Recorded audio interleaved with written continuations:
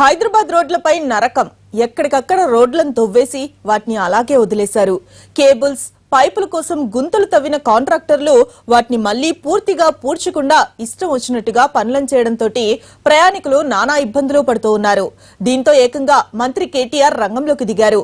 ఇవాళ హైదరాబాద్ లోని కొన్ని కాలనీల్లో పర్యటించి వాస్తవ పరిస్థితుల్ని అడిగి తెలుసుకున్నారు. పూర్తి డీటెయిల్స్ ని మా ప్రతినిధి రాజు మనకు అందిస్తారు.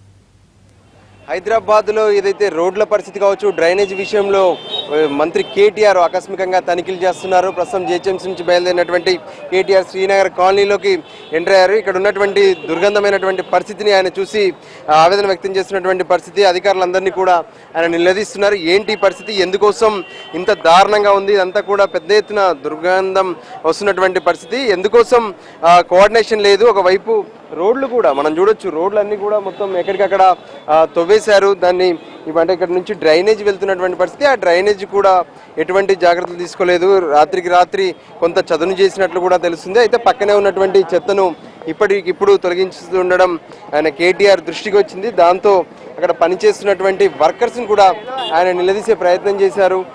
వాళ్ళు మేము ఈరోజు ఉదయం నుంచే పని స్టార్ట్ చేసామని చెప్పడంతో అక్కడికప్పుడు వెంటనే ఉన్నటువంటి కమిషనరు, ఆయనతో పాటు మేయరు, చూడొచ్చు మనం మొత్తం టీం మొత్తం కూడా జరుగుతున్నటువంటి పరిస్థితిని మనం పరిశీలిస్తే కేటీఆర్ కు స్వయంగా మొరపెట్టుకుంటున్నటువంటి పరిస్థితి కనిపిస్తుంది. అయితే అధికారులు కొంత కోఆర్డినేషన్ లేకపోవడం వల్ల ఇక్కడ ఉన్నటువంటి చెత్త డబ్బాలను తొలగించకపోవడం, రోడ్లను చదువు ఇక్కడ ఇంత దుర్గంధంగా ఉంటే ఎందుకు సరైనటువంటి చర్యలు తీసుకోవాలని చెప్పి కేటీఆర్ వాళ్ళను అధికారులను ప్రశ్నిస్తున్నారు. మరోపక్క ఒక దారుణమైనటువంటి పరిస్థితి ఎన్నో రోజులుగా ఇలాగే ఉంది, అయినా సరే ఎవరు పట్టించుకోలేదు అంటూ ఇక్కడికి ఉన్నటువంటి స్థానికులు మంత్రికి ఇప్పటికే కంప్లైంట్ చేస్తున్నటువంటి పరిస్థితి. ఆయన కూడా స్వయంగా ఈ పరిస్థితులను పరిశీలించారు.